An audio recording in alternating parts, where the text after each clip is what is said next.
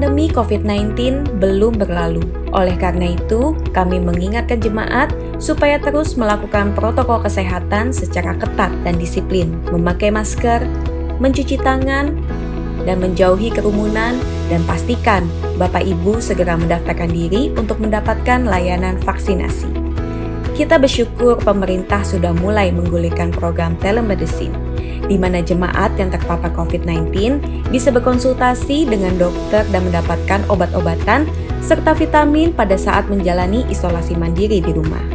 Informasi lengkap dan panduan telemedicine bisa Bapak Ibu dapatkan di website resmi Kementerian Kesehatan dengan link berikut ini. Kami, keluarga besar GBI Rayon 1D, sangat peduli dan siap memberikan pendampingan rohani bagi jemaat yang sedang menjalani isolasi mandiri di rumah ataupun yang dirawat di rumah sakit, agar semakin dikuatkan dan cepat mengalami pemulihan dari COVID-19. Jemaat yang rindu mendapatkan pendampingan rohani ini dapat mengisi form online berikut ini, atau menghubungi nomor WhatsApp berikut ini. Kami akan segera menghubungi dan mendoakan Bapak Ibu sehingga Bapak Ibu tidak sendirian menjalani hari-hari pemulihan. Salam sehat selalu.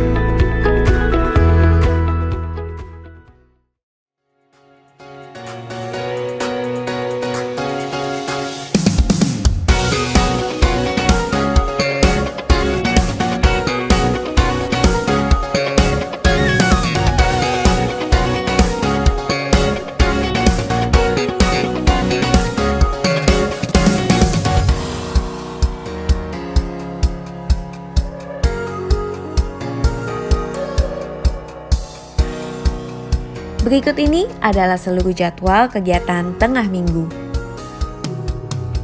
Umas Online Service, JZN Youth Online Service. Bagi Bapak Ibu Saudara yang membutuhkan dukungan doa, dapat mengisi prayer request dan praise report untuk kesaksian Bapak Ibu yang mengalami kebaikan Tuhan dengan cara scan QR code yang tertera di layar kaca Anda atau melalui link berikut ini. Dan juga untuk layanan konseling dapat menghubungi nomor berikut ini.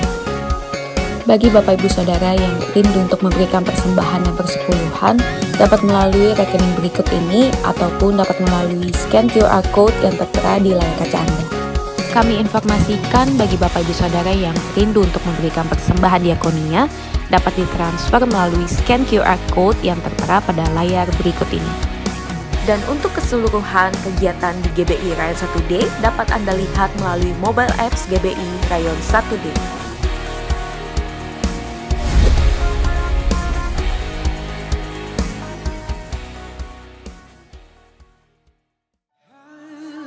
Aku memuji-Mu, haleluya, aku bebas, haleluya, sorak haleluya, ku bersuka karena Dia. Oh haleluya, memuji-Mu, haleluya, aku bebas, yeah, haleluya, haleluya, yeah. Oh haleluya, memuji-Mu, oh haleluya, aku bebas, haleluya, sorak haleluya, ku bersuka karena Dia. Deklarasi iman dalam lindungan Allah. Orang yang duduk dalam lindungan yang maha tinggi dan bermalam dalam naungan yang maha kuasa akan berkata kepada Tuhan, tempat perlindunganku dan kubu pertahananku, Allahku yang kupercayai. Sungguh Dialah yang akan melepaskan engkau dari jerat penangkap burung, dari penyakit sampar yang busuk. Dengan kepaknya Ia akan menudungi engkau, di bawah sayapnya engkau akan berlindung, kesetiaannya ialah perisai dan pagar tembok.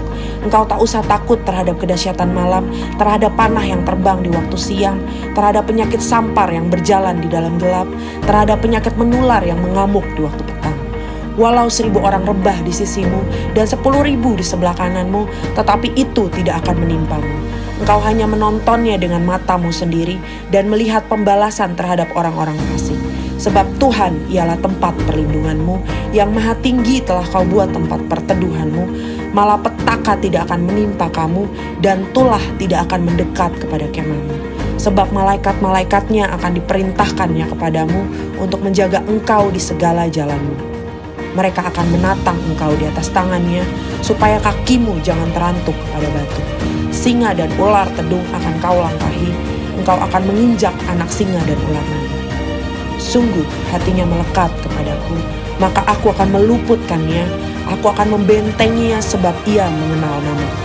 Bila ia berseru kepadaku, aku akan menjawab, aku akan menyertai dia dalam kesesakan, aku akan meluputkannya dan memuliakannya. Dengan panjang umur akan kukenyangkan dia, dan akan kuperlihatkan kepadanya keselamatan daripadaku. Amin.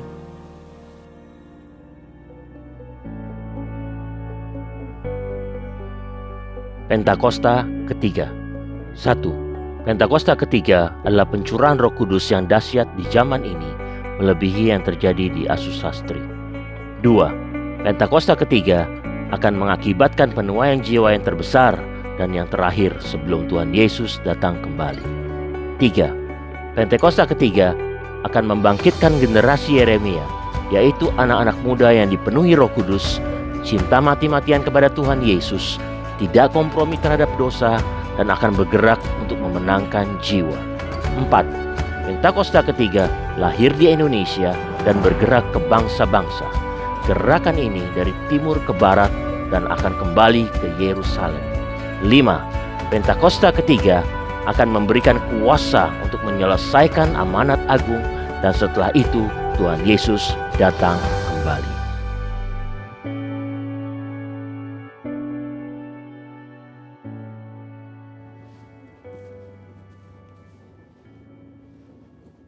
Shalom saudara, saya percaya kita dalam keadaan baik dan luar biasa. Pada Voice of Pentecost kali ini, kita akan membahas mengenai apakah orang yang sudah meninggal dapat menjumpai kita? Saudara pernah tidak mimpi didatangin orang terdekat yang sudah meninggal, lalu kita bingung, apakah orang yang mendatangi kita ini adalah betul orang terdekat kita atau bukan? Bagaimana kita dapat menjelaskan peristiwa unik namun nyata seperti ini? Mari kita lihat 3 anggapan yang berkembang di masyarakat Kristen secara luas, dan apa kata Alkitab mengenai hal tersebut. Pertama, fenomena yang terjadi sama seperti halnya Tuhan Yesus menjumpai murid-murid sebelum ia terangkat ke sorga. Ada tradisi yang berkembang di masyarakat bahwa orang yang telah meninggal masih dapat menjumpai orang yang masih hidup dalam kurun waktu 40 hari setelah kematiannya. Ditambah lagi dengan mengutip ayat sekenanya di luar konteks dan menyambungkan dengan peristiwa Tuhan Yesus menjumpai murid-muridnya selama 40 hari. Yang memegang kepercayaan ini pastinya tidak sadar bahwa Yesus bukanlah orang mati yang mengunjungi murid-muridnya, melainkan ia telah bangkit dari kematian dan hidup, seperti ada tertulis di Markus 9 ayat 9-10. Jadi, anggapan bahwa orang meninggal dapat menjumpai kita sebagaimana Tuhan Yesus adalah sebuah pemahaman yang keliru dan tidak sesuai dengan kebenaran Alkitab. Kedua, fenomena yang terjadi sama seperti saat Musa dan Elia menjumpai Tuhan Yesus di Bukit Transfigurasi. Sebagian orang mungkin beranggapan bahwa peristiwa ini dapat menjadi sebuah pijakan untuk menyatakan bahwa orang yang telah meninggal, yaitu Musa, menjumpai Tuhan Yesus dan bercakap-cakap dengan Yesus. Dalam konteks ini pun tidak tepat jika dijadikan landasan kepercayaan orang yang sudah meninggal masih dapat menjumpai manusia yang hidup. Sebab pada waktu itu Tuhan Yesus berubah rupa, atau dalam bahasa Yunani disebut sebagai metamorfo. Sehingga baik Tuhan Yesus, Musa maupun Elia bersama-sama berada dalam dimensi yang berbeda dengan manusia pada umumnya. Dalam hal ini adalah Petrus, Yakobus, dan Yohanes yang menyertai Yesus pada saat itu. Ketiga, fenomena yang terjadi sama seperti ketika Saul berjumpa dengan Roh Samuel. Terdapat 2 penafsiran yang berkembang terkait dengan fenomena ini. Ada penafsiran yang mengatakan roh yang muncul itu bukanlah Roh Samuel, dan penafsiran lain yang mengatakan itu benar Roh Samuel, tetapi atas izin Tuhan untuk memberikan pelajaran dan peringatan kepada Saul. Nah, terlepas apakah kita berada dalam golongan yang meyakini itu adalah Roh Samuel ataupun bukan, Alkitab jelas menyatakan bahwa pemanggilan arwah, bertanya pada arwah yang dilakukan oleh Saul adalah pelanggaran terhadap firman Tuhan dan merupakan dosa. Karena itulah Saul mati. Tuhan Yesus seringkali menggunakan perumpamaan dalam mengajar agar lebih mudah dipahami. Dalam Lukas 16 ayat 19-30, Tuhan Yesus menyampaikan perumpamaan tentang orang kaya dan Lazarus. Dari sini kita dapat mempelajari bahwa ada jurang pemisah dalam dunia orang mati yang memisahkan dua kompartemen yang berbeda, yakni Hades dan Firdaus. Pelajaran berikutnya adalah tidak diperlukan orang yang telah meninggal untuk mengunjungi orang yang masih hidup untuk menyampaikan pesan khususnya terkait pertobatan, sebab sudah ada pada mereka kitab suci. Mungkin ada saudara yang masih bertanya, lalu bagaimana mimpi yang tidak bisa kita rencanakan bisa terasa sangat nyata, seakan-akan orang yang sudah meninggal datang menjumpai kita? Setiap orang pasti pernah mengalami mimpi. Terkait dengan mimpi, Leland Ryken, seorang profesor emeritus bahasa Inggris yang juga adalah penata gaya sastra dari Alkitab English Standard Version, dalam Dictionary of Biblical Imagery menjelaskan, arti dreams and visions adalah mimpi akan muncul sesuai dengan kondisi yang sedang dialami manusia pada hari itu. Seperti yang dicontohkan dalam kitab Yesaya 29 ayat 8. Saat seorang yang lapar bermimpi ia sedang makan, tetapi ketika bangun ia masih tetap lapar. Atau bisa juga saat merindukan seseorang hari itu, ia bisa bermimpi bertemu dengan orang tersebut. Dalam Alkitab kita mendapati begitu banyak ayat yang menyatakan bahwa Tuhan menjumpai orang melalui mimpi. Tuhan memberikan pesan peringatan agar jangan sampai berbuat dosa. Tuhan memberikan pesan atau berbicara kepada orang tersebut. Tuhan mengabulkan permintaan, dan sebagainya. Namun, Alkitab tidak pernah menuliskan tentang orang yang sudah meninggal menjumpai orang yang masih hidup melalui mimpi. Jadi, sebenarnya siapakah yang dijumpai dalam mimpi orang-orang? Apakah itu setan atau roh jahat? Tentu tidak juga demikian.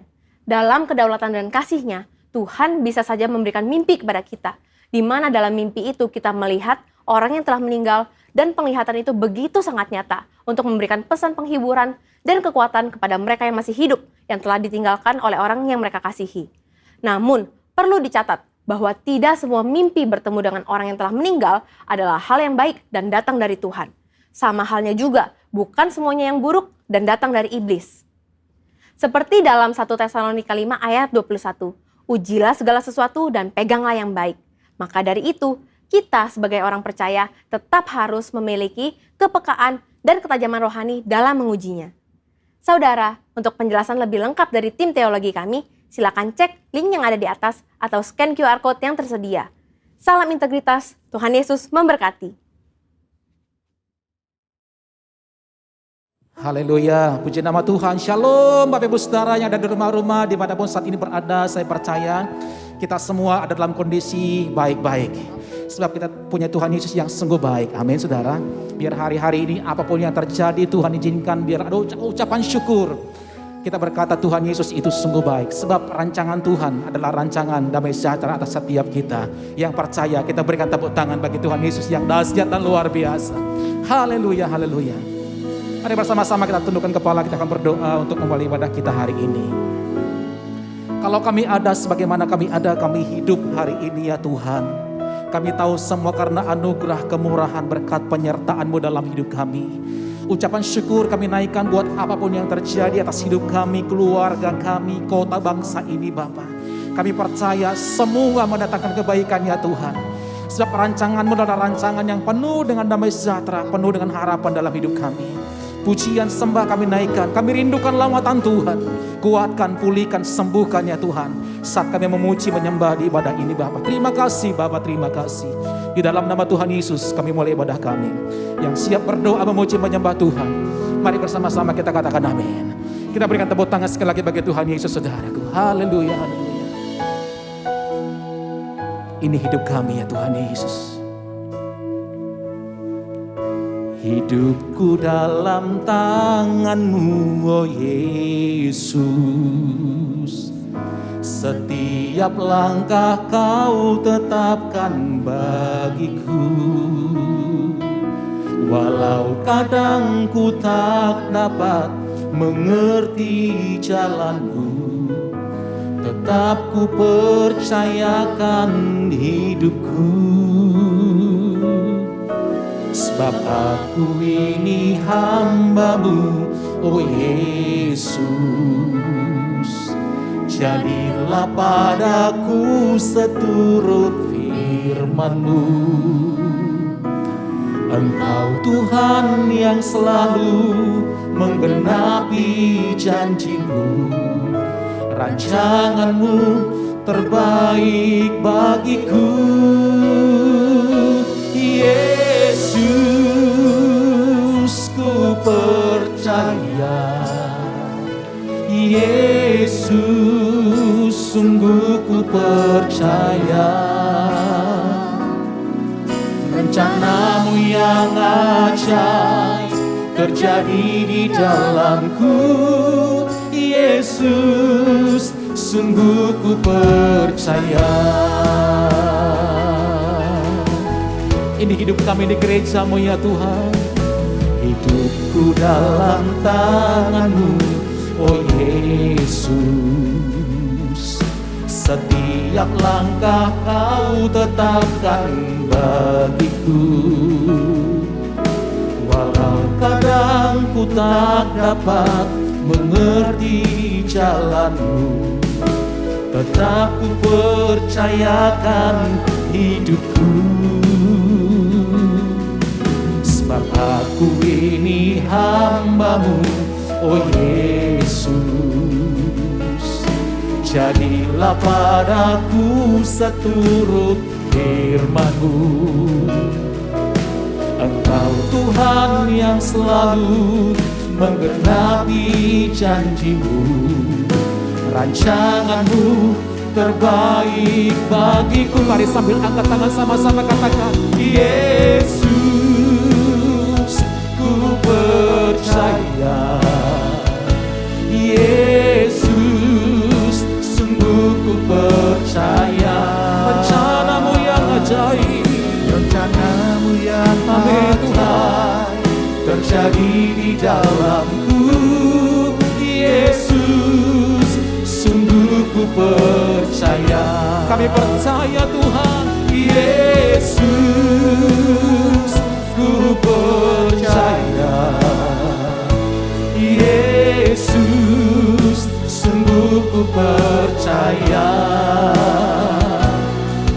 Rencana-Mu yang ajaib terjadi di dalamku. Yesus, sungguh ku percaya. Mari biar musik saja menaikkan pujian ini. Kita berdoa bersama-sama dari rumah-rumah saudara. Tuhan, terima kasih, kami bersyukur buat apapun yang kami alami, apapun yang terjadi hari-hari ini ya Tuhan. Yang kami percayai Bapa kami yang baik tidak pernah meninggalkan kami. Bapa kami yang baik selalu ada bagi kami, menggenapi setiap rencana-Mu dalam hidup kami Tuhan, menggenapi setiap janji-Mu dalam hidup kami. Oh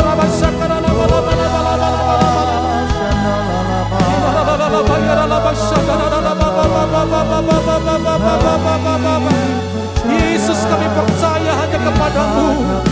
Yesus, kami percaya firman-Mu ya Tuhan.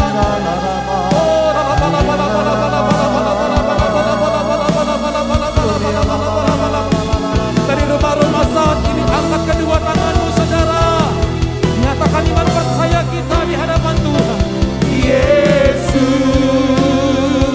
ku percaya. Yesus, sungguh ku percaya. Rencana-Mu yang ajaib terjadi di dalamku. Yesus, sungguh ku percaya. Rencana-Mu yang ajaib, rencana-Mu yang ajaib terjadi di dalamku. Yesus, sungguh ku percaya. Sekali lagi katakan, rencana-Mu yang ajaib terjadi di dalamku. Yesus, sungguh ku percaya. Kita berikan sorak-sorai, tepuk tangan bagi Tuhan. Mari sembah Dia saudara, sembah Tuhan. Haleluya. Oh, Kau dahsyat ya Tuhan, Kau ajaib ya Tuhan, Engkau hebat ya Tuhan.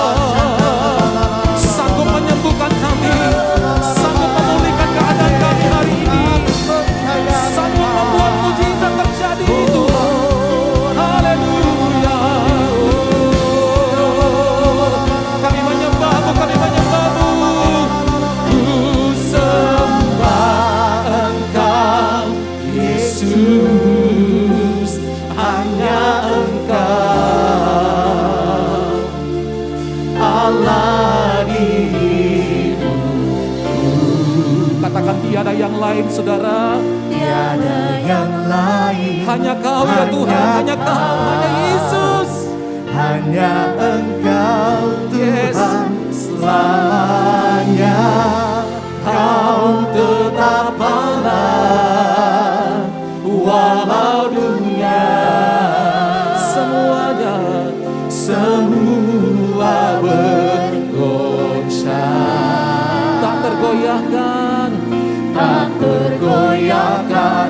Kau tetap Allah. Kita berikan sorak-sorai tepuk tangan bagi Tuhan Yesus. Dia dahsyat, saudaraku, katakan. Betapa dahsyat Engkau Tuhan, pencipta segala yang ada, dulu sekarang sampai selamanya. Hanya Kau Tuhan. Hanya Engkau Tuhan. Terima kasih. Tak terselami. Tak terselami pikiranmu, tak terukur panjang setiamu. Katakan dulu, sekarang, sampai selama-lamanya. Ya, Sampai selamanya. hanya Kau. Hanya Engkau Tuhan. Angkat tanganmu, katakan. Ku sembah Engkau Yesus, hanya Engkau Allah hidupku. Tiada yang lain, hanya Kau, Hanya Kau Tuhan. hanya Engkau Oh, selamanya. Kau tetap Allah, walau dunia Semuanya semua bergoncang, tidak pernah tergoyahkan Engkau Tuhan dalam hidup kami. tergoyahkan. Kau tetap Tak tergoyahkan. tak tergoyahkan. Kau tetap Allah. Tak tergoyahkan ya Tuhan. Tak tergoyahkan. Kau tetap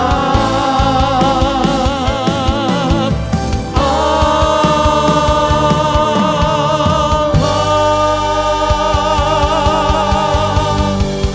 Kami terima kesembuhan saat ini. Kami terima berkat, kami terima mujizat, kami terima pemulihan ya Tuhan. Dari Allah kami yang dahsyat, Yesus Kristus namanya. Segala pujian, hormat, kemuliaan hanya layak bagi namamu sekarang dan sampai selama-lamanya. Engkau dahsyat, Engkau hebat Tuhan. Di dalam nama Tuhan Yesus, haleluya. Sama-sama kita katakan, amin. Berapa banyak pagi hari ini Bapak Ibu yang siap untuk memuji Tuhan. Sebab kita percaya kita punya Allah yang hebat, Allah yang dahsyat ada bersama-sama dengan kita hari ini. Beri sorak-sorai bagi Allah kita yang dahsyat. Mari angkat suara kita hari ini di hadapan Tuhan. Mari mulai menari bagi Allah kita yang perkasa. Yeay. Sama-sama. berkuasa di bumi di surga,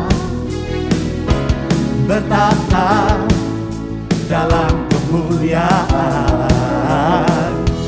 Dialah Tuhan Allah kita, namanya berkuasa, pembebas umatnya.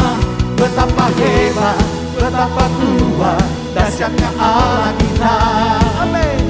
Dia berjaya atas semua perbuatannya. Betapa hebat, betapa kuat, dahsyatnya Allah kita. Dia ternama Yesus Raja segala raja, Tuhan Allah kita.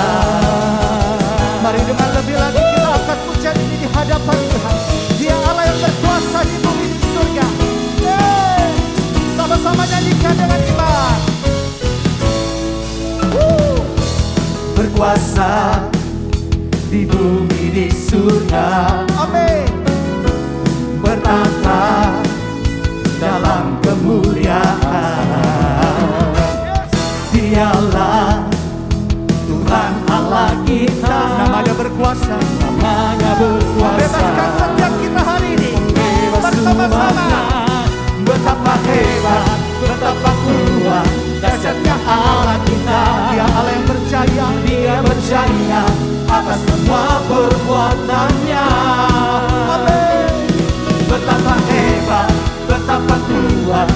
dahsyatnya Allah kita.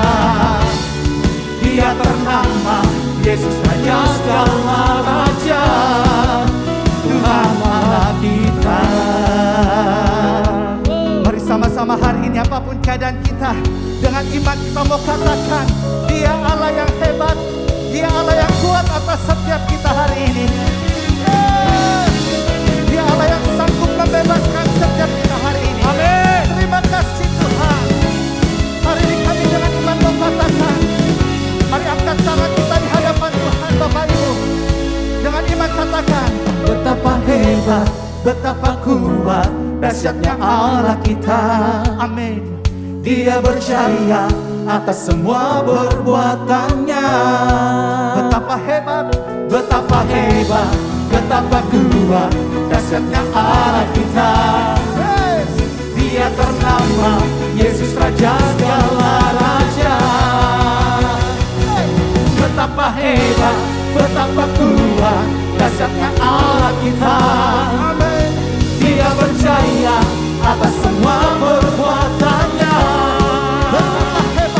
Betapa hebat, betapa kuat, dahsyatnya Allah kita. Dia ternama Yesus Raja segala Raja, Tuhan Allah kita. Tuhan Allah kita. Dengan iman sekali katakan, Tuhan Allah kita. Tuhan Allah kita. Sorak-sorai bagi Allah kita yang dahsyat.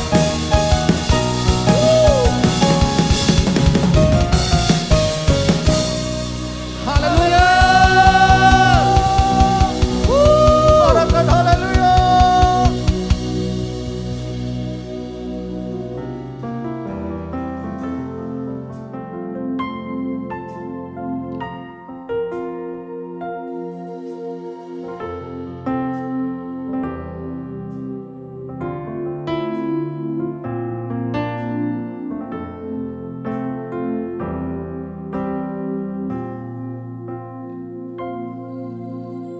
Yang terutama di dalam hidup ini, meninggikan nama Yesus. Yang terutama di dalam hidup ini, memuliakan namanya. Haleluya, haleluya, saya mau cinta Yesus. Haleluya, haleluya, saya mau cinta Yesus.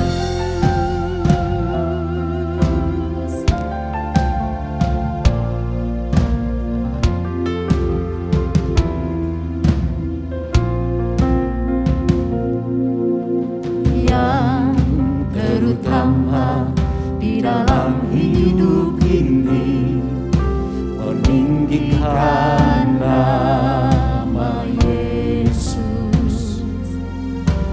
Yang terutama di dalam hidup ini, memuliakan namanya.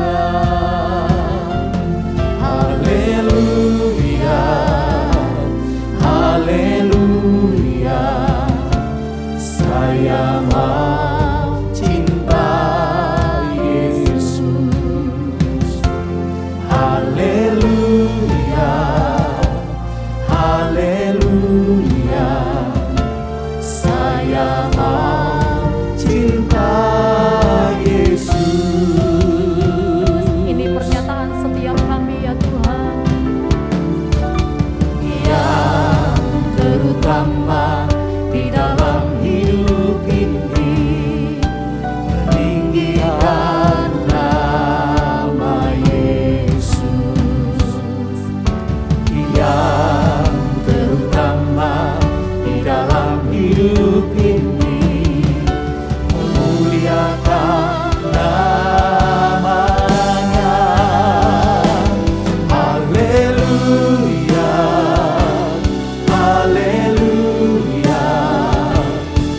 Saya mencinta Yesus.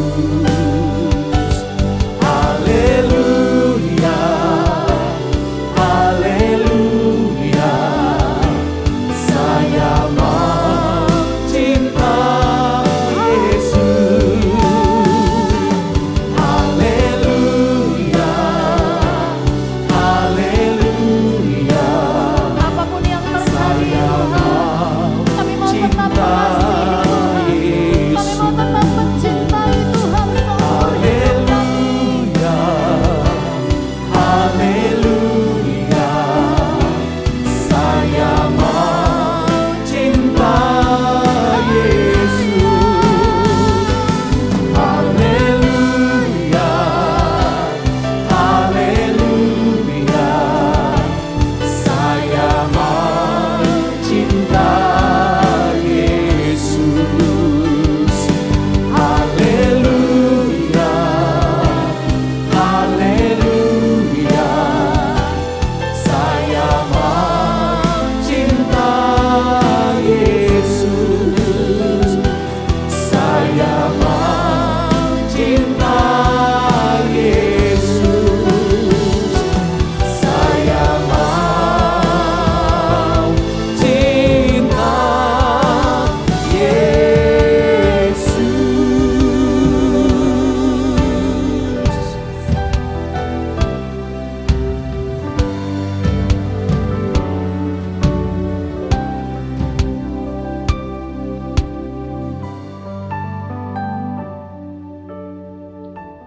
Shalom jemaat yang dikasihi Tuhan.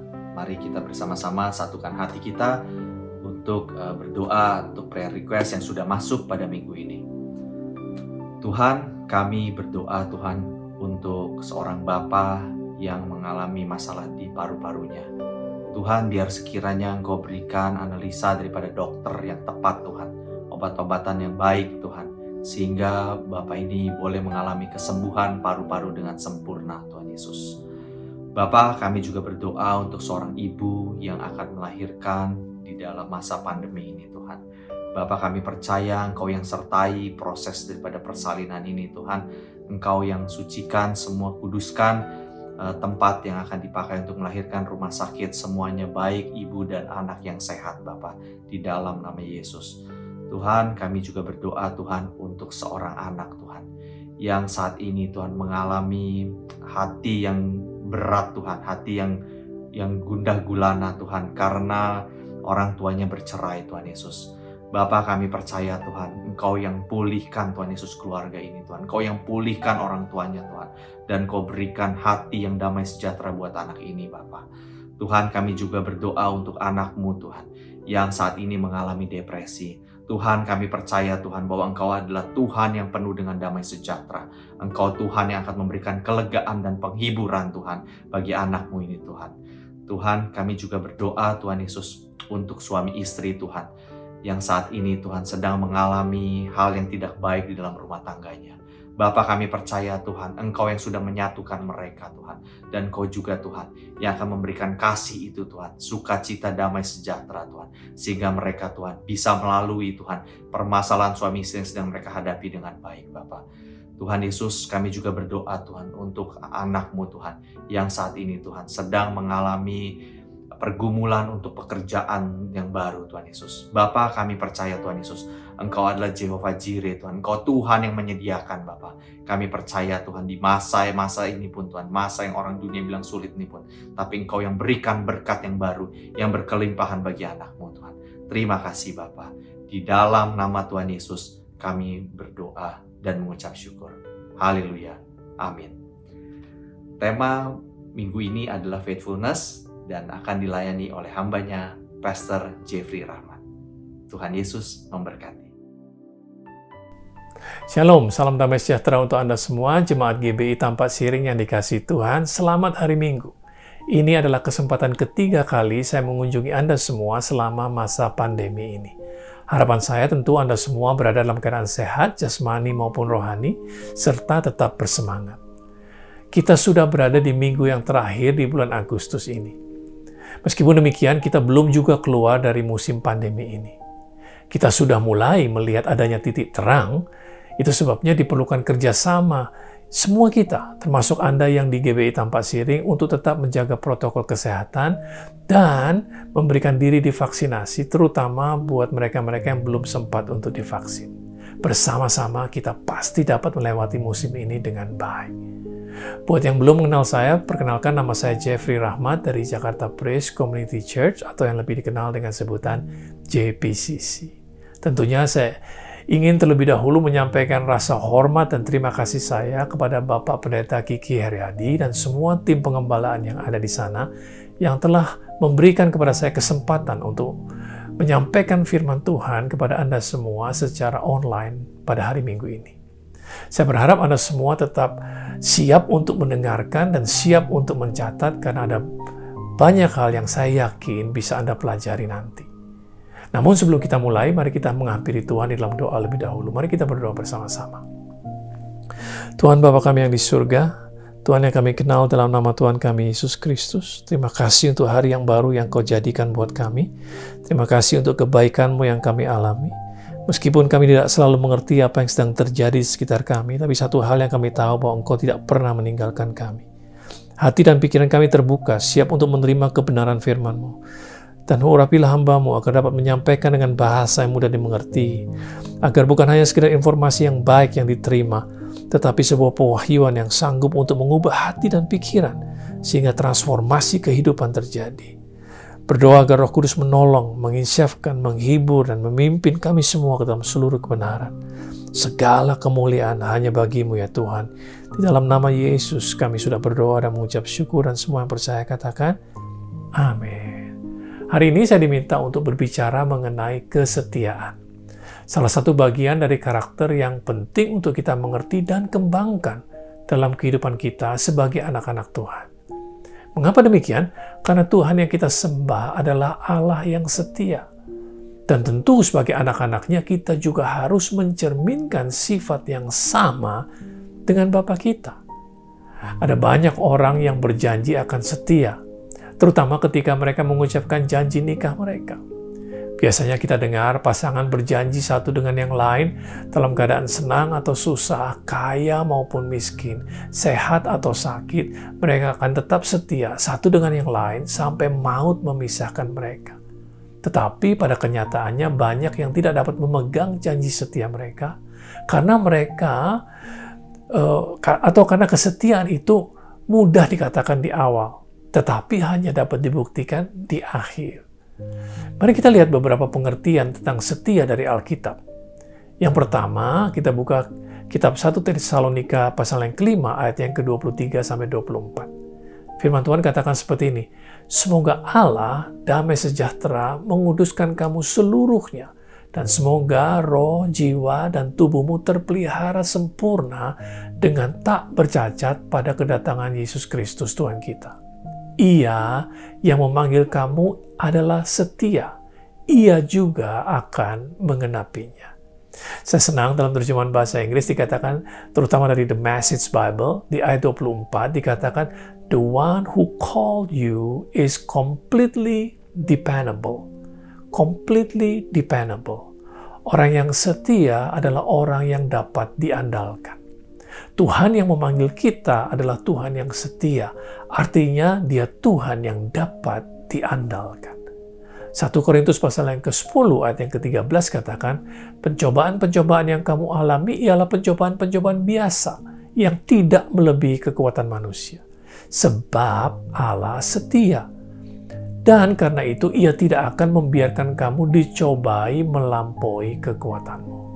Pada waktu kamu dicobai, ia akan memberikan kepadamu jalan keluar, sehingga kamu dapat menanggungnya. Kalau kita sadar akan kesetiaan Tuhan, maka kita akan dapat ketenangan di dalam jiwa kita. Terutama ketika kita sedang berada dalam pencobaan, atau ketika kita sedang menghadapi kesulitan. Karena kita tahu bahwa Tuhan tidak akan tinggal diam. Dia selalu dapat diandalkan dalam keadaan-keadaan yang sulit. Dan yang pasti, kita tidak akan dibiarkan dicobai melampaui kekuatan kita. Dia akan memberikan jalan keluar sehingga kita dapat menanggungnya. Daud katakan ini tentang Tuhan di Mazmur pasal yang ke-37 ayat yang ke-25-26. Dahulu aku muda, sekarang telah menjadi tua, tetapi tidak pernah kulihat orang benar ditinggalkan, atau anak cucunya meminta-minta roti. Tiap hari ia menaruh belas kasihan dan memberi pinjaman, dan anak cucunya menjadi berkat. Itulah bentuk kesetiaan Tuhan kita. Percayakah Anda tentang hal ini? Dia adalah Tuhan yang dapat kita andalkan. Mari kita buka kitab Matius pasal yang ke-25, dimulai dari ayat yang ke-14 sampai ayat yang ke-30, untuk mendapatkan pengertian setia yang berikutnya. Alkitab katakan seperti ini, sebab hal kerajaan surga sama seperti seorang yang mau bepergian ke luar negeri, yang memanggil hamba-hambanya dan mempercayakan hartanya kepada mereka. Yang seorang diberikannya 5 talenta, yang seorang lagi 2, dan yang seorang lagi 1. Masing-masing menurut kesanggupannya. Lalu ia berangkat. Segera pergilah hamba yang menerima 5 talenta itu, ia menjalankan uang itu lalu beroleh laba 5 talenta. Hamba yang menerima 2 talenta itu pun berbuat demikian juga dan berlaba 2 talenta. Tetapi hamba yang menerima 1 talenta itu pergi dan menggali lubang di dalam tanah lalu menyembunyikan uang tuannya. Lama sesudah itu pulanglah tuan hamba-hamba itu lalu mengadakan perhitungan dengan mereka. Hamba yang menerima 5 talenta itu datang dan ia membawa laba 5 talenta. Katanya, Tuan, 5 talenta Tuhan percayakan kepadaku. Lihat, aku telah beroleh laba 5 talenta. Maka kata tuannya itu kepadanya, baik sekali perbuatanmu itu, hai hambaku yang baik dan setia. Engkau telah setia dalam perkara kecil, aku akan memberikan kepadamu tanggung jawab dalam perkara yang besar. Masuklah dan turutlah dalam kebahagiaan Tuanmu. Lalu datanglah hamba yang menerima 2 talenta itu, katanya, Tuan, 2 talenta Tuhan percayakan kepadaku. Lihat, aku telah beroleh laba 2 talenta. Maka kata tuannya itu kepadanya, baik sekali perbuatanmu itu, hai hambaku yang baik dan setia. Engkau telah setia memikul tanggung jawab dalam perkara yang kecil, aku akan memberikan kepadamu tanggung jawab dalam perkara yang besar. Masuklah dan turutlah dalam kebahagiaan Tuanmu. Kini datanglah juga hamba yang menerima 1 talenta itu, dan berkata, Tuan, aku tahu bahwa Tuhan adalah manusia yang kejam, yang menuai di tempat di mana Tuhan tidak menabur, dan yang memungut dari tempat di mana Tuhan tidak menanam. Karena itu aku takut dan pergi menyembunyikan talenta Tuhan itu di dalam tanah. Ini terimalah kepunyaan Tuhan. Maka jawab tuannya itu, hai kamu hamba yang jahat dan malas. Jadi kamu sudah tahu bahwa aku menuai di tempat di mana aku tidak menabur dan memungut dari tempat di mana aku tidak menanam. Karena itu sudahlah seharusnya uangku itu kau berikan kepada orang yang menjalankan uang, supaya sekembaliku aku menerimanya beserta dengan bunganya. Sebab itu ambillah talenta itu daripadanya dan berikanlah kepada orang yang mempunyai 10 talenta itu. Karena setiap orang yang mempunyai kepadanya akan diberi, sehingga ia berkelimpahan. Tetapi siapa yang tidak mempunyai, apapun yang ada padanya akan diambil daripadanya. Dan campakkanlah hamba yang tidak berguna itu ke dalam kegelapan yang paling gelap. Di sanalah akan terdapat ratap dan kertak gigi. Diceritakan di cerita ini bahwa hamba yang menerima 5 talenta dan hamba yang menerima 2 talenta menjalankan talentanya. Mereka tidak tinggal diam saja, namun melakukan sesuatu yang produktif dengan apa yang dipercayakan di tangan mereka. Sehingga mereka memperoleh laba 5 talenta dan 2 talenta. Sedangkan hamba yang menerima 1 talenta menyimpan talentanya, tidak melakukan apa-apa dengan yang dipercayakan di tangannya. Ketika tuannya kembali dan meminta pertanggungan jawab, talentanya masih 1 seperti pada waktu dia diberikan. Talenta itu tidak dia kembangkan seperti yang dilakukan oleh 2 orang hamba yang lain. Kemudian bandingkan apa yang tuannya katakan kepada 2 hamba yang memperoleh laba. Baik sekali perbuatanmu itu, hai hambaku yang baik dan setia. engkau telah setia memikul tanggung jawab dalam perkara yang kecil, aku akan memberikan kepadamu tanggung jawab dalam perkara yang besar. Masuklah dan turutlah dalam kebahagiaan Tuhanmu. Sedangkan kepada yang menerima 1 talenta, Tuhannya mengatakan, hai kamu hamba yang jahat dan malas. Jadi setia yang dimaksudkan bukanlah sesuatu yang pasif atau sekedar menyimpan saja. Tetapi setia adalah sesuatu yang aktif, sesuatu yang produktif, mengembangkan apa yang dipercayakan kepada kita. Itulah arti kesetiaan di mata Tuhan. Contohnya, kalau kita setia dengan pasangan hidup kita, maka kita terus berusaha mengembangkan cinta yang kita miliki. Sehingga semakin lama kita menikah, semakin besar tali cinta kita satu dengan yang lain. Itulah namanya kesetiaan. Kalau kita diberi pekerjaan, maka kita terus berusaha mengembangkan apa yang dipercayakan di tangan kita oleh pemimpin kita. Sehingga bersama dengan berjalannya waktu, kita menjadi semakin handal dan memberikan keuntungan kepada perusahaan tempat kita bekerja. Kalau kita setia dalam berbisnis, maka kita akan terus mengembangkan pelayanan yang kita berikan kepada para pelanggan dan menjaga dengan sungguh kepercayaan mereka sehingga para pelanggan pun tidak mudah berpindah ke lain tempat. Demikian juga setia dalam pekerjaan pelayanan di gereja. Tuhan sudah memberikan kemampuan kepada setiap kita sesuai dengan kapasitas kita masing-masing. Tinggal bagian kita untuk mengembangkan apa yang Tuhan sudah berikan. Kita perlu mengerti bahwa yang Tuhan beri itu biasanya dalam bentuk sebuah benih. Benih itu kecil biasanya. Benih terlihat tidak berarti atau insignificant. Benih tidak kelihatan menarik. Benih tidak berharga tinggi.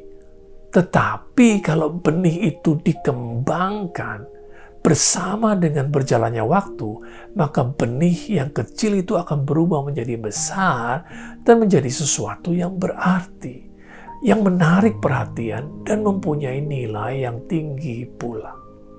Itu sebabnya kita harus setia dengan perkara-perkara yang kecil yang dipercayakan di tangan kita, karena itu adalah kunci untuk mendapatkan sebuah promosi. Jadi selain kita dapat diandalkan, orang yang setia adalah orang yang juga proaktif dalam mengembangkan apa yang dipercayakan di tangan mereka. Orang yang produktif sehingga memberikan keuntungan kepada siapa saja yang memberikan atau yang percaya kepada mereka. Amsal pasal yang ke-20 ayat yang ke-6 katakan, banyak orang menyebut diri baik hati, tetapi orang yang setia, siapakah yang menemukannya? Orang yang setia lebih dari sekedar orang yang baik hati. Ada kualitas khusus yang dipunyai oleh orang yang setia. Itu sebabnya tidak banyak diketemukan orang-orang yang setia. Menjadi tantangan buat kita semua untuk mencetak orang-orang yang setia di gereja kita masing-masing. Saya berdoa agar di GBI Tampak Siring banyak didapati orang-orang yang setia. Di dalam bahasa Inggris, kata setia adalah faithful, yang bisa diartikan having faith to the end. Setia berarti memelihara iman sampai pada akhirnya. Orang yang setia adalah orang yang mempunyai komitmen yang teguh. Bukan hanya bisa memulai sesuatu, tetapi mampu untuk menyelesaikan sampai pada akhirnya. Kitab Yohanes pasal yang ke-17 ayat yang ke-4. Yesus berdoa seperti ini, aku telah mempermuliakan engkau di bumi dengan jalan menyelesaikan pekerjaan yang kau berikan kepadaku untuk melakukannya.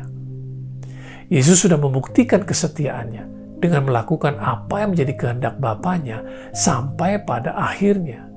Meskipun harus melalui jalan penderitaan yang luar biasa sampai di atas kayu salib. Namun Yesus tetap setia sampai akhir. Demikian juga dengan Rasul Paulus. Dalam surat 2 Timotius 4 ayat yang ke-5 sampai yang ke-7, dia katakan, tetapi kuasailah dirimu dalam segala hal. sabarlah menderita, lakukanlah pekerjaan pemberitaan Injil dan tunaikanlah tugas pelayananmu. Mengenai diriku, darahku sudah mulai dicurahkan sebagai persembahan, dan saat kematianku sudah dekat. Aku telah mengakhiri pertandingan yang baik. Aku telah mencapai garis akhir, dan aku telah memelihara iman. Meskipun mengalami penderitaan yang luar biasa, namun Rasul Paulus tidak menyerah. Dia tetap berkomitmen untuk memelihara iman. Rasul Paulus mempunyai banyak alasan sebenarnya untuk menyerah, namun dia tidak melakukannya. Mari kita buka 2 Korintus pasal yang ke-11, ayat yang ke-23 sampai 31. Dia tulis seperti ini, apakah mereka pelayan Kristus? Aku berkata seperti orang gila, aku lebih lagi. Aku lebih banyak berjerih lelah, lebih sering di dalam penjara, didera di luar batas. Kerap kali dalam bahaya maut, 5 kali aku disesah orang Yahudi, setiap kali 40 kurang 1 pukulan. 3 kali aku didera, 1 kali aku dilempari dengan batu, 3 kali mengalami karam kapal. Sehari semalam aku terkatung-katung di tengah laut.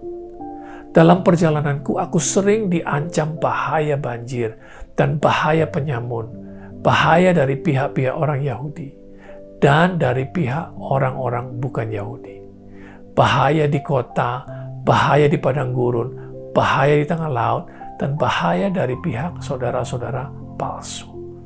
Aku banyak berjerih, lelah dan bekerja berat. Kerap kali aku tidak tidur, aku lapar dan dahaga. Kerap kali aku berpuasa, kedinginan dan tanpa pakaian. Dan dengan tidak menyebut banyak hal lain lagi, urusanku sehari-hari yaitu untuk memelihara semua jemaat-jemaat. Jika ada orang yang merasa lemah, tidakkah aku turut merasa lemah? Jika ada orang tersandung, tidakkah hatiku hancur oleh duka cita? Jika aku harus bermegah, maka aku akan bermegah atas kelemahanku. Allah yaitu Bapa dari Yesus Tuhan kita yang terpuji sampai selama-lamanya tahu bahwa aku tidak berdusta. Luar biasa sekali kesetiaan yang Rasul Paulus tunjukkan kepada Tuhan dan juga kepada panggilannya untuk melayani jemaat-jemaat Tuhan. Hari-hari ini banyak orang yang tingkat kesetiaannya tipis. Mereka hanya setia selama mereka menerima keuntungan. Begitu mereka sudah tidak lagi mendapatkan keuntungan, maka mereka pergi. Kesetiaan mereka hanya berdasarkan apa yang mereka dapatkan, karena kesetiaan mereka tidak pada tujuan yang mulia, atau tidak bergantung pada tujuan yang mulia. Yesus setia sampai pada akhir karena dia tahu bahwa dia melakukan apa yang menjadi kehendak Bapanya. Demikian juga halnya dengan Rasul Paulus. Itu sebabnya penting untuk kita mengerti apa yang kita kerjakan.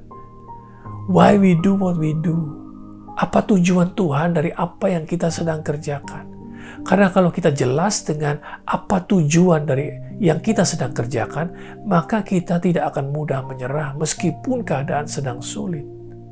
Usahakanlah supaya Anda semua mengerti kehendak Tuhan, the purpose of God, tujuan Tuhan dalam kehidupan Anda. Banyak orang yang tingkat kesetiaannya berdasarkan tingkat kebosanan. Kalau mereka sudah merasa bosan, maka mereka mencari yang lain. Ada yang sudah bosan dengan pasangan hidupnya, bosan dengan pernikahannya, bosan dengan pekerjaannya, bosan dengan kebaktian online, dan lain sebagainya.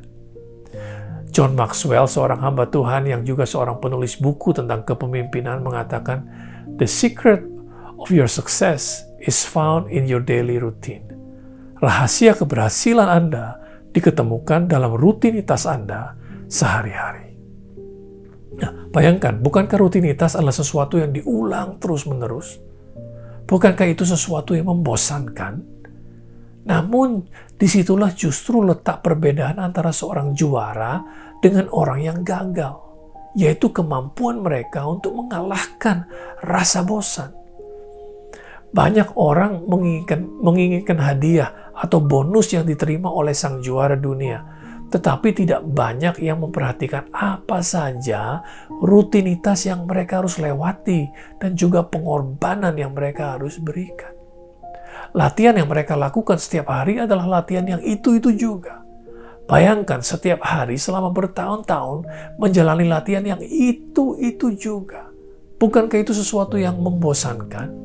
Namun, karena ada tujuan yang hendak dicapai dan tujuannya lebih kuat dan lebih mulia, maka mereka tetap menjalani rutinitas yang membosankan itu sampai mereka sanggup mengalahkan perasaan bosan mereka. Membuat mereka mempunyai yang namanya endurance atau daya tahan yang mengasah mental mereka menjadi mental seorang juara. Sehingga tidak heran kalau mereka kemudian menjadi atlet tingkat dunia. Mereka mengerti bahwa bosan adalah bagian dari kehidupan, namun mereka berhasil mengalahkan kebosanan yang mereka hadapi. Dalam Olimpiade tahun 1968 di Mexico City, ada seorang pelari Tanzania bernama John Stephen Akhwari. Dia adalah pelari terakhir yang memasuki finish dalam lomba lari maraton. John Akhwari menempuh waktu selama 4,5 jam. Dikarenakan tidak lama setelah lomba dimulai, John jatuh dan terluka parah. Ia juga tidak terbiasa dengan iklim atau cuaca yang ada di Mexico City pada saat itu. Akibatnya, para pelari lain melewatinya satu demi satu. Sehingga kesempatannya untuk mendapatkan medali menjadi hilang.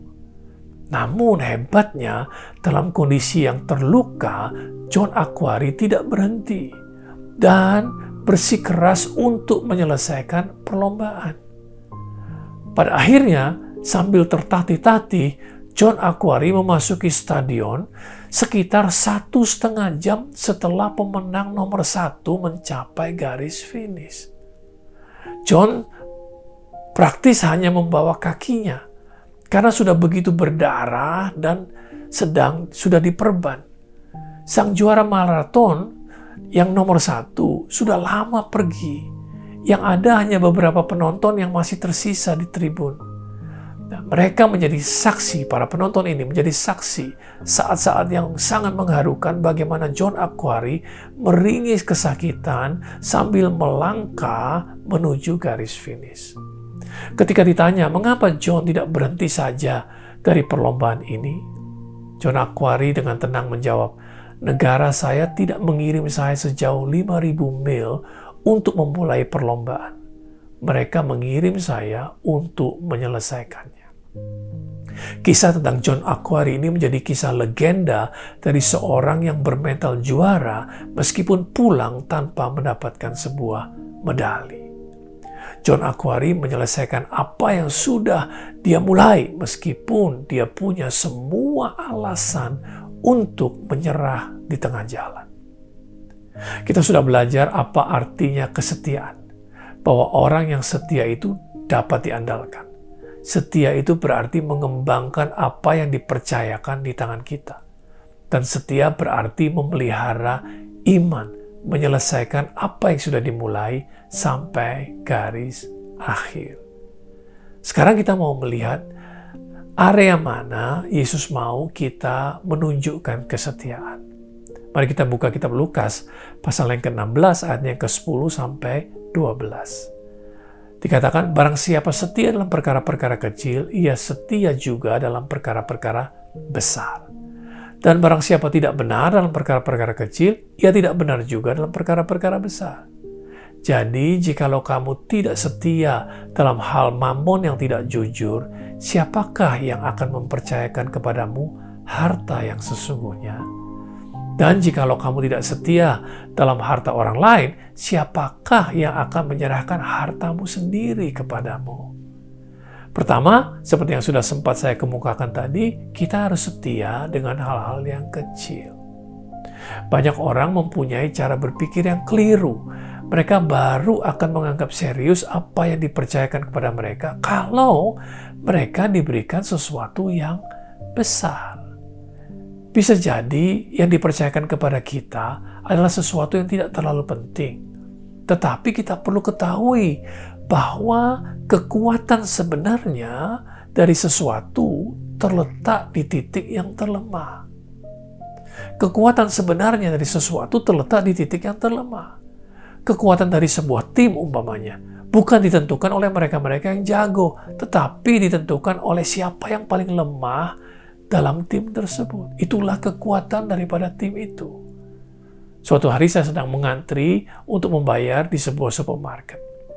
Di depan saya ada seseorang yang sedang dilayani oleh kasir, dan di belakang saya ada beberapa orang lagi yang sedang mengantri, karena memang hari itu banyak yang berbelanja.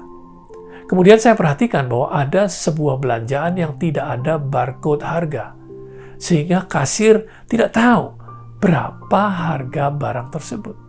Akibatnya, dia harus memanggil temannya, dan teman itu harus pergi mencari tahu berapa harga barang tersebut. Semuanya menjadi berhenti menunggu teman kasir itu datang, dan membuat antrian menjadi lebih lama dan lebih panjang lagi. Pekerjaan yang sangat mudah sebenarnya, cuma menempelkan barcode harga. Tetapi kalau tidak dikerjakan dengan baik, akibatnya merugikan kelancaran pembayaran yang seharusnya bisa berlangsung dengan cepat. Bisa dibayangkan apa yang terjadi kalau hal ini terjadi berkali-kali dalam satu hari. Apalagi di hari yang sedang ramai. Pastinya akan mengganggu reputasi daripada supermarket tersebut. Jadi kita harus menganggap serius yang kecil yang ada di tangan kita. Karena sekecil apapun itu akan memberikan kontribusi dalam pencapaian yang besar. Kemudian kita harus bisa setia dalam hal mamon yang tidak jujur atau bicara soal keuangan. Berapapun uang yang dipercayakan di tangan kita, kita harus dapat mengelolanya dengan baik. Untuk itu kita harus belajar untuk membuat rencana atau yang disebut dengan budgeting. Jangan sampai lebih besar pasak daripada tiang. Pengeluaran lebih tinggi daripada pemasukan. Sebab ujian terhadap hal keuangan ini akan menentukan apakah kita akan menerima harta yang sesungguhnya atau tidak. Yaitu semua hal yang tidak dapat dinilai oleh uang. Itulah harta yang sesungguhnya. Yang ketiga, Tuhan mau kita setia dengan harta orang lain yang dipercayakan kepada kita. Mungkin Anda sekarang sedang kontrak rumah. Rumah itu bukan rumah Anda, itu harta orang lain. Mungkin Anda sedang dipercayakan kendaraan kantor. Kendaraan itu bukan punya Anda, itu punya kantor Anda, punya orang lain. Mungkin Anda dipercaya menjalankan bisnis orang. Bisnis itu bukan milik Anda. Kesetiaan Anda terhadap semuanya ini menentukan apakah Anda bisa dipercaya atau tidak dengan hartamu sendiri. Kalau harta orang lain saja kita tidak dapat perlakukan dengan baik, bagaimana kita dapat mensyukuri serta memelihara harta kita sendiri nantinya? Saya tidak pernah lupa pengalaman berharga yang saya punya beberapa tahun yang lalu, ketika saya baru mulai belajar melayani Tuhan. Ada seorang teman yang meminjamkan mobilnya kepada saya ketika saya melayani di negeri Belanda. Teman ini adalah seorang pemilik restoran. Dan mobil yang saya pakai adalah mobil yang biasa dia pakai untuk mengantar makanan atau mengantar bahan-bahan makanan. Sewaktu saya terima mobil itu dalam keadaan kotor, baik di luar maupun di dalam. Tetapi saya tetap bersyukur karena saya pikir daripada saya harus naik kendaraan umum atau taksi, tentu biayanya jauh lebih mahal. Apalagi waktu itu adalah musim dingin. Pada saat saya mau mengembalikan mobil tersebut setelah 2 minggu pelayanan di sana, saya tiba-tiba diingatkan firman Tuhan ini oleh Roh Kudus. Kemudian saya membersihkan mobil teman saya itu baik dari luar maupun yang ada di dalam. Dan saya isi penuh bensinnya. Padahal waktu saya terima bensinnya tinggal separuh, saya isi penuh bensinnya sebelum saya kembalikan kepada yang punya. Nah tentu saja teman saya bingung sewaktu mendapatkan mobilnya dalam keadaan bersih, luar dan dalam, dan juga penuh bensinnya. Dan dia katakan kepada saya dengan senang hati, kapan saja saya kembali untuk melayani, dia siap untuk meminjamkan mobilnya kepada saya. Buat saya, itu merupakan suatu pelajaran yang berharga yang terus saya ingat sampai hari ini. Karena ada harga yang harus dibayarkan untuk sebuah kesetiaan. Kalau kita berani membayarnya, maka besarlah upah yang menanti. Untuk itu marilah kita menjadi orang yang setia, menjadi orang-orang yang mencerminkan karakter Tuhan di dunia ini dengan setia dalam perkara yang kecil, setia dalam soal keuangan, dan setia dengan milik orang lain yang dipercayakan kepada kita. Supaya kita menjadi orang-orang yang dapat diandalkan dan dapat dipercaya untuk menyelesaikan tujuan hidup yang Tuhan sudah tentukan buat kita.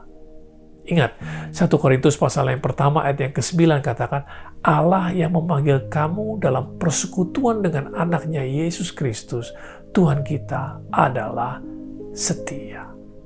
Kita belajar untuk setia karena Tuhan Yesus lebih dahulu setia kepada kita. Biarlah firman Tuhan hari ini menolong dan menguatkan Anda semua, terutama Anda yang sedang mengalami kesulitan hari-hari ini dan mulai meragukan akan kasih Tuhan. Ingatlah bahwa Tuhan Yesus adalah Tuhan yang setia. Dia sudah membuktikannya di atas kayu salib untuk kita semua. Dia adalah Tuhan yang dapat diandalkan. He will never let you down. Dia tidak akan pernah meninggalkan Anda. Dia sudah menyediakan jalan keluar untuk Anda. Jangan menjauh dari Tuhan, tapi mendekatlah kepadanya dan alamilah kesetiaannya.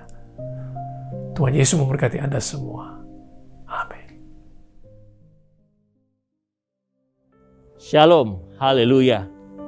Yohanes 15 ayat 11, Tuhan Yesus mengajarkan kita agar sukacita Tuhan terus ada di dalam kita dan sukacita kita menjadi penuh. Oleh karenanya, melekatlah terus kepada Dia, karena Dia adalah pokok anggur yang mengalirkan berkat sukacita kepada kita ranting-rantingnya. Sebelum kita mengakhiri ibadah kita hari ini, mari kita siapkan hati untuk menerima berkat dari Tuhan. Kekasih-kekasih Tuhan, biji mata Tuhan, terimalah berkat Tuhan. Damai sejahtera, sukacita, berkat yang berlimpah-limpah dari Allah Bapa di surga, melalui anak yang tunggal Tuhan kita Yesus Kristus, penghiburan penyertaan yang manis dari Roh Kudus, menyertai saudara sekalian, mulai hari ini, sampai Tuhan Yesus datang kedua di awan-awan yang permai, bahkan sampai selama-lamanya. Mari kita yang percaya diberkati sama-sama katakan, amin. Selamat hari Minggu, Tuhan Yesus memberkati kita semua. Betapa hebat, betapa kuat, dahsyatnya Allah kita.